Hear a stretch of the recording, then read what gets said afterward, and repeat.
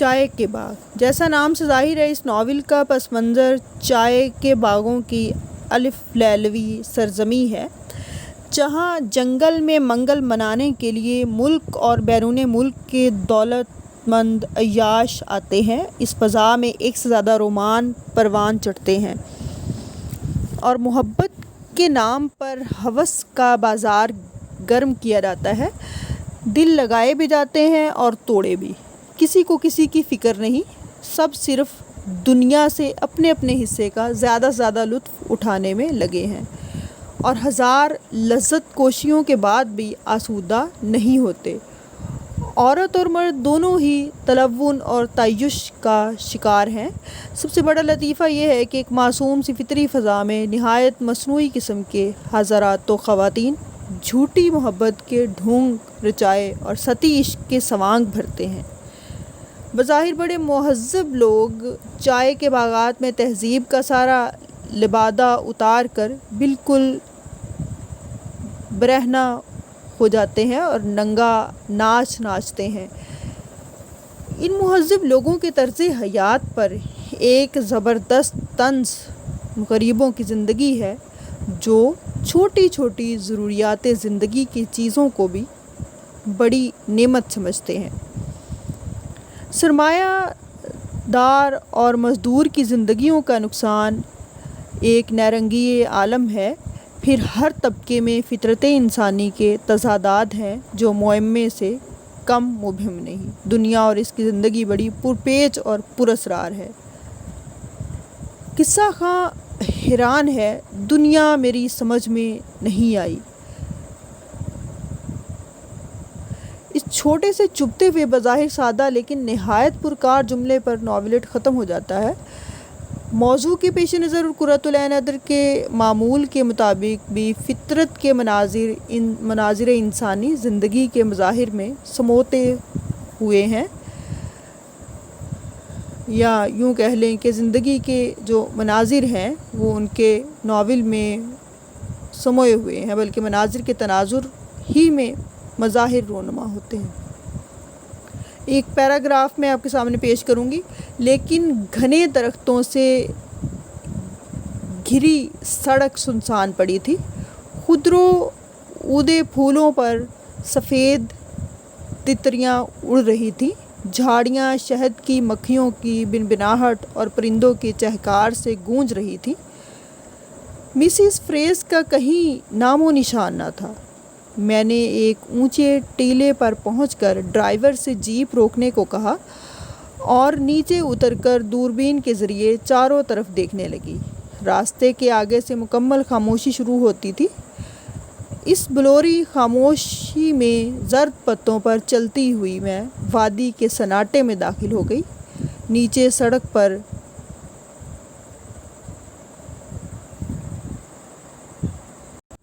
دو نوجوان سائیکلوں پر جا رہے تھے اور سفید گھاس ہوا میں لہرا رہی تھی۔ یہ پریوں کے دیس کی کہانی معلوم ہوتی ہے۔ یہاں عناصر اپنی اصلی شکل میں جلوہ گر ہیں اور انسانی فطرت کا ایک جز بن کر سامنے آتے ہیں۔ یہ ناولٹ ہندوستان کے کوہ کاف کا منظر پیش کرتا ہے اور نہایت دلکش ہے۔ اب اس کے بعد ہم بات کریں گے اگلے جنم موہے بٹیا نہ کیچو۔ جیسا عنوان سے واضح ہوتا ہے کہ ایک دل ہلا دینے والی داستان حیات ہے۔ دو غریب عورتوں کی، ایک رشک کمر اور دوسرے جمیلن، جو رئیس مہذب اور تعلیم یافتہ لوگوں کی بھری دنیا میں پیٹ پالنے کے لیے بے انتہا جفاکشی کرتی ہے، سخت محنت کرتی ہے، اور گرچہ بعض امراء بھی کبھی کبھی کچھ نہ کچھ ان کی مدد کرتے ہیں یا کرنا چاہتے ہیں، مگر ایک رکشے والے کے سوا کوئی صحیح معنوں میں ان کا دم سفر نہیں۔ وہ بیچارہ خود تنگ دست اور پریشان حال ہے اور جمیلن جیسی مفلوج عورت اپنی دوا اور غذا تک کو نظر انداز کر کے اس غریب کے لیے ایثار کرتی ہے، یہاں تک کہ مر جاتی ہے، مگر زندگی کی آخری سانس تک اتنی غیور اور خوددار رہتی ہے کہ کسی مخلص اور بہی خواہ رئیس زادے کی بھی کوئی امداد قبول نہیں کرتی۔ اس کے مر جانے کے بعد اس کی بہن رشک قمر جو ریڈیو آرٹسٹ بن کر دنیا دیکھ چکی تھی مگر کہیں اپنے لیے جائے پناہ نہ پا سکی تھی، بالآخر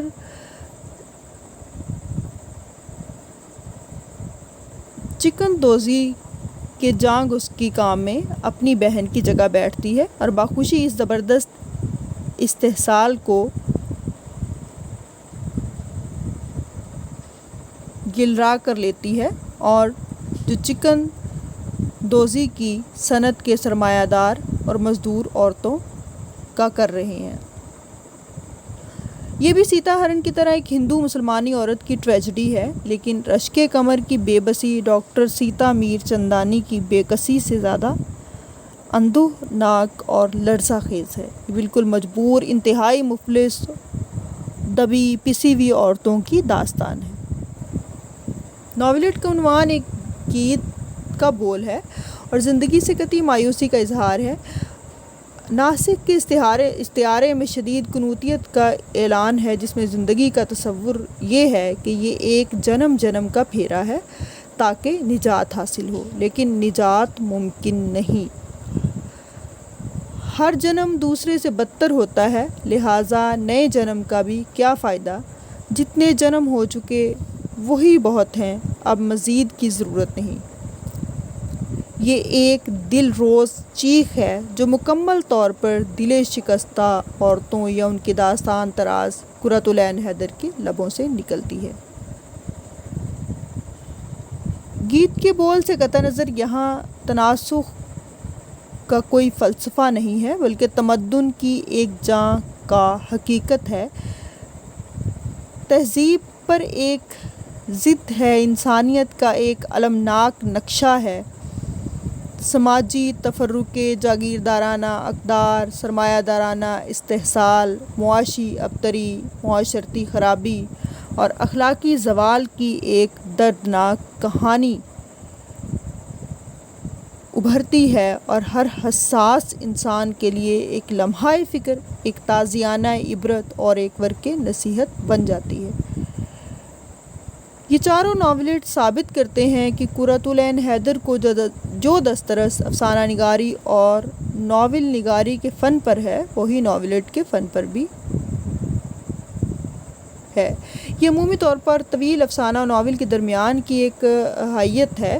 اس کو ایک مستقل بذات صنف بنانے والے اوصاف بہت کم ہیں، جو کچھ ہیں نوعیت کے لحاظ سے نہیں، مقدار کی بنا پر ہیں۔ افسانہ جب بہت طویل ہو جاتا ہے پھر بھی مکمل ناول کے تک جو ہے وہ نہیں پہنچتا تو اس کو ناولٹ کہہ دیا جاتا ہے، یعنی ایک مختصر ناول ہے۔ رہی بات یہ کہ کسی مواد یا موضوع کے اندر مکمل ناول بننے کی صلاحیت نہیں ہوتی تو اسے ناول یا ناولٹ کے سانچے میں ڈھالنا پڑتا ہے، تو اس سلسلے میں کوئی قطعی بیان دینا دشوار ہے۔ مواد کی نسبت سے حیت کے سانچے کا تعین بہت مشکل ہے۔ بعض فنکار یا ناقد اگر اس معاملے میں کوئی دعویٰ کرتے ہیں تو وہ دراصل صرف اپنی رائے پر اصرار کرتے ہیں، جبکہ ان کے پاس کوئی صریح دلیل نہیں ہے۔ ایسی رائے سے اختلاف بہت آسان ہے اور اس موضوع پر بحث کی کافی گنجائش ہے۔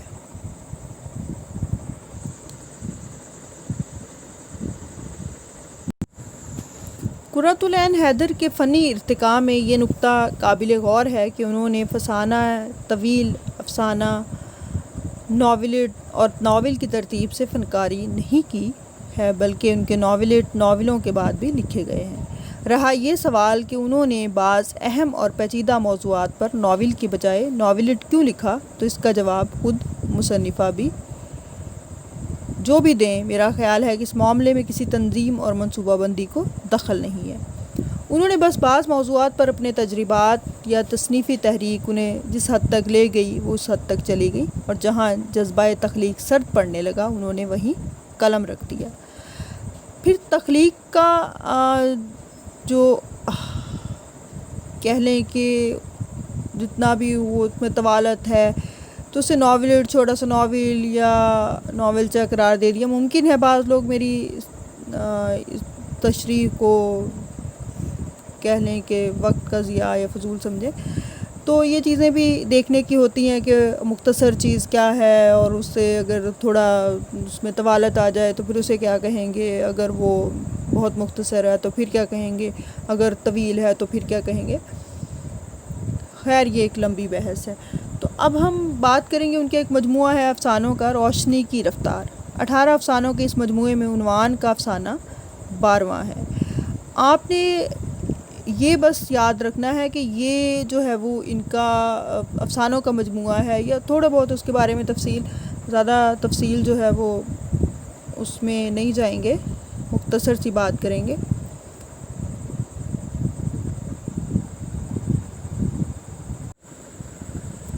یہاں پر میں آپ کو افسانوں پر کہہ لیں کہ کچھ افسانوں کے بارے میں مختصر بتاؤں گی، ان کا نچوڑ کہہ لیں یا بہت مختصر. تو اس کے ایک افسانے کی مغنیہ کو اس کے عاشق کی آواز نے ابتدائی عشق میں دیکھا نہ تھا، لیکن جب طویل عرصہ نوجوانی کے عشق پر گزر گیا اور عاشق کے خاندان کے سرپرست بن چکے، تو وہی شریف خاتون جو بہت پہلے شوقیہ گیت گاتی تھی، اب اپنے تمام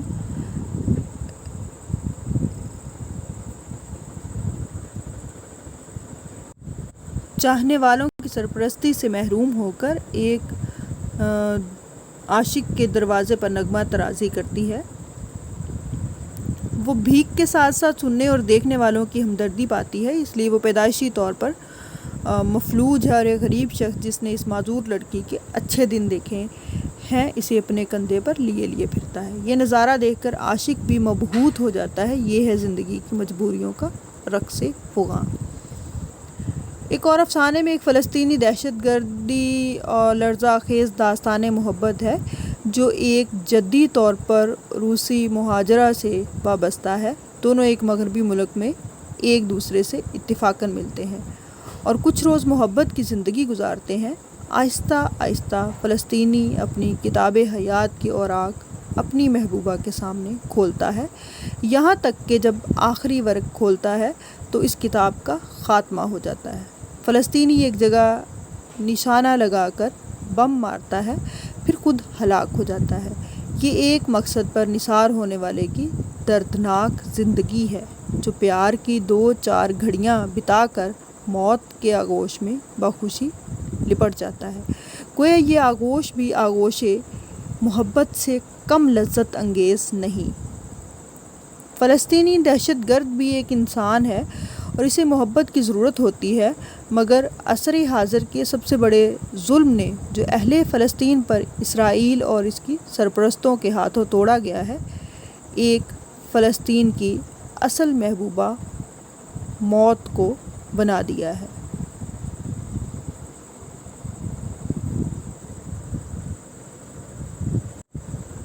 ایک اور ان کا افسانہ فوٹوگرافر عنوان ہے اس کا، اس لحاظ سے ایک کردار کا خاکہ ہے اور چھوٹی سی بہت ہی صاف کہانی ہے. اس میں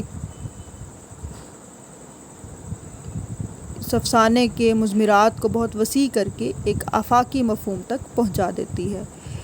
اس مفہوم تک پہنچ کر معلوم ہوتا ہے کہ ایک معین شخصیت ہونے کے ساتھ ساتھ فوٹوگرافر ایک ایسی زندگی کی علامت ہے، بلکہ اس کی مصوری آئینہ ایام بن جاتی ہے. اس کے دلچسپ ماجرے میں ایک خاتون کی جوانی سے اس کے بڑھاپے تک کے مناظر نظر آتے ہیں. یہ سادگی و پرکاری قرۃ العین کے فن کی ایک خصوصیت ہے. وہ صحیح اور پورے معنی میں قصہ لکھتی ہیں، بھرپور اور دلچسپ افسانہ رقم کرتی ہیں، مگر مفہوم کی وسعت کے لحاظ سے یہ قصہ افسانہ اساطیر کی طرح تہ در تہ ہو جاتا ہے. فن کی یہ دباغت اردو افسانے میں قرۃ العین حیدر کا بہت بڑا امتیاز ہے.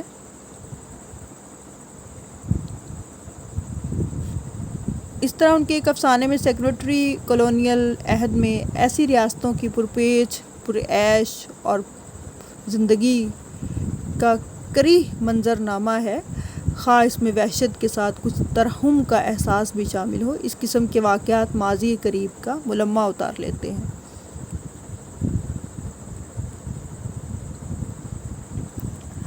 تو روشنی کی رفتار میں قرۃ العین حیدر کی افسانہ نگاری کا فن نہ صرف یہ کہ ان کا ایک اور مجموعہ ہے پتجھڑ کی آواز سے بھی زیادہ، بلکہ اگر استعارہ بدل کر فن کے سفر کو کوہ پیمائی کہیں تو ہم محسوس کرتے ہیں کہ اپنے افسانوں کے اس آخری مجموعے روشنی کی رفتار میں قرۃ العین حیدر نے افسانہ نگاری کی کچھ نئی چوٹیاں سر کی ہیں، جس میں بعض اپنی بلندی کے سبب بادلوں میں گھری ہوئی یا برف سے ڈھکی ہوئی ہیں۔ خاص کر متعدد تخلیے عجیب و غریب ہیں اور بہت پراسرار معلوم ہوتے ہیں، لیکن ان کی فضا اجنبی نہ ہونے کے باوجود ناقابل فہم یا غیر دلچسپ نہیں ہے۔ بالعموم اس قسم کے غیر معمولی افسانوں میں بھی ماجرائے داستان کا ارتقاء تجسس سے بھرپور ہوتا ہے اور ایک ترتیب سے اپنے نقطۂ عروج تک منطقی طور پر پہنچتا ہے۔ اس سے متنوع فکری ہمجوتیوں کے درمیان بھی قرۃ العین کی فنی چابک دستی کا ثبوت ملتا ہے اور معلوم ہوتا ہے کہ وہ اپنی مخصوص صنف ادب کی تکنیک پر پوری قدرت رکھتی ہیں، یہاں تک کہ ضرورت اور موقع کے مطابق اسے موڑ اور لچکا کر اس سے کسی بھی دقیق سے دقیق مواد کی پیشکش کا کام مؤثر طور پر لے سکتی ہیں۔ یہ کمال فن کی دلیل ہے اور قرۃ العین اپنے فن کے خاص دائرے میں یقیناً ایک باکمال فنکار ہے۔